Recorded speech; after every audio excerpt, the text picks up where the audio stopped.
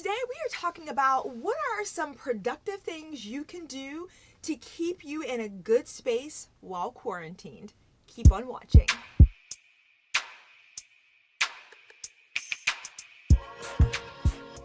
Hey there, it's Riggs here, a realtor with Coldwell Banker King Thompson, bringing you all things real estate here in Central Ohio.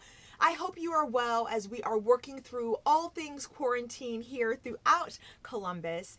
But all jokes aside, I think now more than ever, as we've been in this space of staying at home and social distancing now for several weeks, I think it's a great time to stop and touch base and check in to ensure that you're doing the things in every aspect of your life that are keeping you productive. And so for me, I've had to kind of slow down and kind of just think through, am I being the most productive?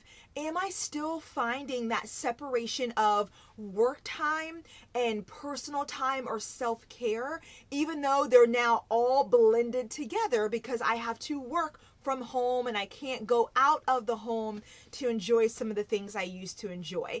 So let's talk through some things that you should do to keep you productive and to keep you focused on self-care while quarantined.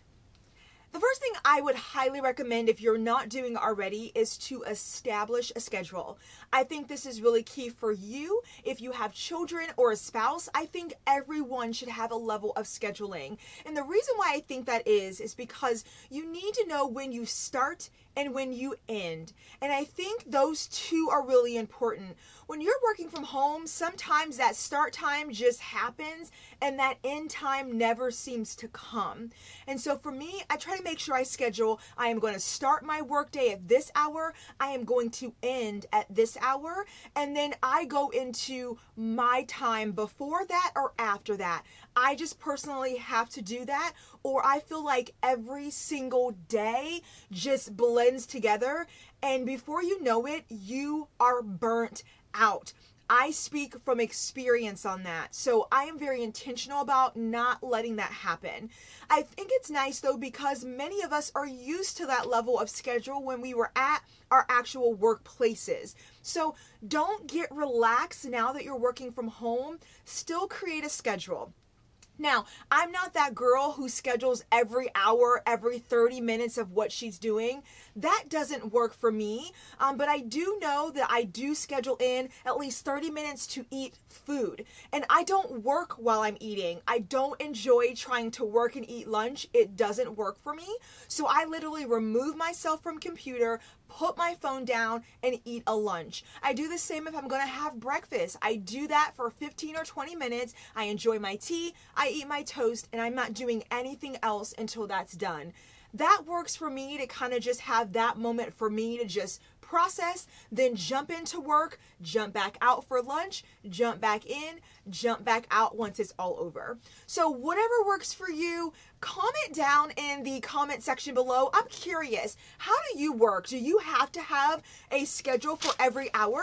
Or do you do more like me? You kind of set a start time and an end time and you make it all work. I want to hear from you. Put it in the comments below.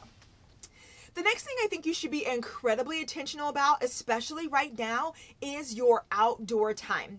I say this is for you and your family, is to get out of your house. This is tough because now we're all packed in there for who knows how long, all things considered. But you want to be very intentional. If you do nothing more, then go on your front porch or your front step and just sit outside. The weather is getting so much nicer now, so this is so much more ideal to do. But if you can, walk around your neighborhood, wave to your neighbors who are sitting on the front porch too, get to your local park, jump in your car and take a little adventure or a hike, but do something to get you and your family outdoors. I think having that separation of seeing the same space every day into getting out and having something else in your eyesight is so refreshing, and it does something for your soul to kind of recharge and re-energize you when you do it. The next thing I'll mention here is to be incredibly intentional about your social time. Now, for my introverts out there, I know you're thinking this is the best life because you didn't really care for us extroverts anyway, but I'm sure you're learning now you're much more social than you even maybe thought you were. when you cut off social interaction, it's really hard, even if you are introverted, because we're used to having some level of social connection. I do believe as individuals, as humans, we are social people. So whatever that social time looks like for you, just make sure you're intentional about it. If you need to do a virtual house party with 10 of your friends, then do that. If you're doing your virtual happy hour every single night, then do that. If you just need to make sure you call and check on your mom, your grandma, and your neighbors, then do that. Again, I think seeing people's faces, hearing their voices is just, again, does something really good for the soul that just helps you re-energize and recharge. It helps us keep connected even though we can't see them. I love video for this. I love FaceTime. I love Zoom. I love all of those video outlets for this. But some of us don't have that. Don't underestimate just picking up the phone and making that call. So many of us get on social, we text, we video. Don't forget the ones who can't do that. Just call them. It literally can change their entire day. Another thing here that I am trying to work really hard to keep top of mind is my own self-care. I am not focused on anyone here but myself. And I think as parents, as partners, as spouses, this is so important because we're so focused on everyone else that we do need to stop and focus on us. And so I am trying to do that as much as possible. I try to do that every morning or every evening where I do meditation, or I will just pause and try to reflect on what I'm grateful for in the day, or just some affirmations for my day. At a minimum, I'm always trying to just kind of self-center my own spirit, my own soul every single day so that I can be the best person I can be. But outside of that, I mean, if you like to do yoga, do yoga. It's the one thing I'm trying to get back into. I've always loved Zumba, so I need to get back into Zumba. If you like to read a good book or you want to start cooking, whatever it may be, there's no judgments here, but whatever is focused on just you and your attention, that has your attention, that maybe you haven't done in a while. Just do it. That can be something so small or so big, but focus on just you and just do it. I think the last thing I'll mention here that I think is so important as we are finding ways to be productive and to totally adapt through everything is to just do just that, to adapt and be flexible. I think that goes without saying, but I think we still need to hear it as much as we hear about social distancing.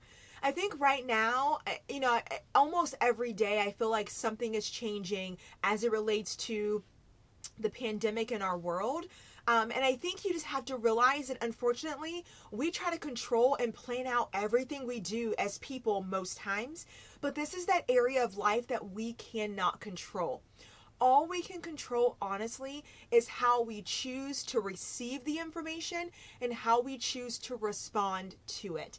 So I highly encourage and ask for you to find that flexibility in every day and to be adaptable in your everyday activities so that you can enjoy life as it is now.